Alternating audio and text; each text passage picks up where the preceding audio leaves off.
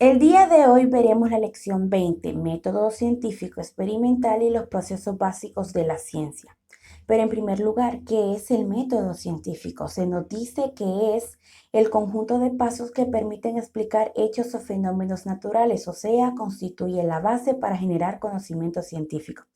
Sus pasos son observación, planteamiento del problema, hipótesis, experimentación, análisis de resultado, teoría y conclusiones.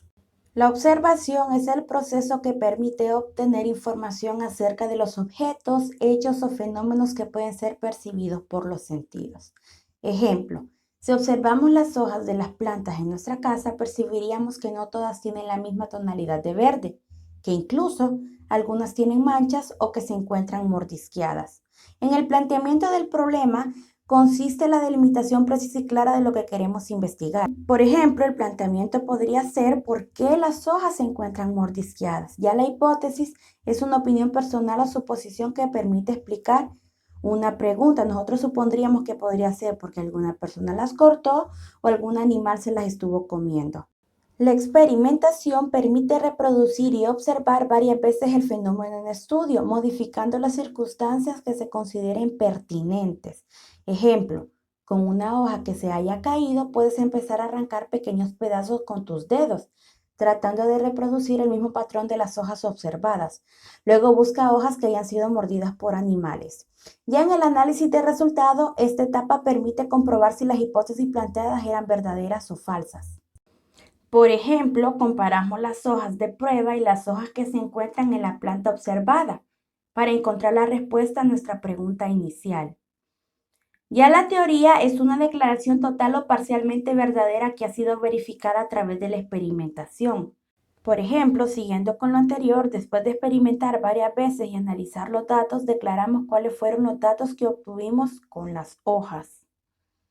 Ya en las conclusiones es esta etapa donde los datos recolectados avalan la hipótesis que será confirmada. Por ejemplo, una vez analizados los datos y declaraciones de los resultados obtenidos, concluimos si los mordiscos los ocasionó una persona o un animal. En caso de no ser ninguna, debe empezar nuevamente con nuevas hipótesis. Procesos básicos del método científico. Existen 4: observación, medición, clasificación y comunicación. Como ya vimos anteriormente, la observación permite obtener información acerca de los objetos, hechos o fenómenos que pueden ser percibidos por los sentidos.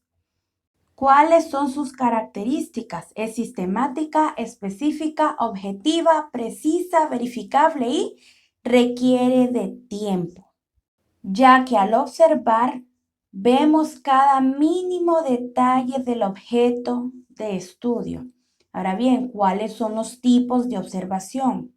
Son observación cualitativa, observación cuantitativa, observación estática y observación de campo. En la observación cualitativa empleamos nuestros sentidos para obtener información útil sobre las cualidades del objeto que estamos estudiando, como olores, sabores, texturas, sonidos, etc. Por ejemplo, si quisiéramos hacer una observación cualitativa de este objeto, podríamos decir que tiene forma de cubo, que es anaranjado, que es grande, que parece tener una superficie lisa, etcétera. Cualquier descripción que vaya relacionada con la cualidad del objeto. Ya en la observación cuantitativa se refleja de forma numérica, donde se precisan lo que son datos medibles y objetivos. Siguiendo con el ejemplo anterior, si yo quisiera hacer una observación cuantitativa de este cubo, utilizaría una regla para saber las medidas exactas. La observación estática describe aspectos que permanecen inalterables, que no manifiestan ningún tipo de cambio o alteración mientras tiene suceso el fenómeno de estudio. Y la observación de cambio es el tipo de observación que experimenta cambios.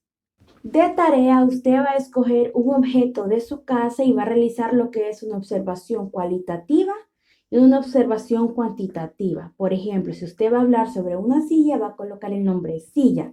La observación cualitativa sería, por ejemplo, si está hecha de madera, qué color es la silla, qué olor tiene, si es grande, si es pequeña. Y en la observación cuantitativa serían las medidas que tiene dicha silla.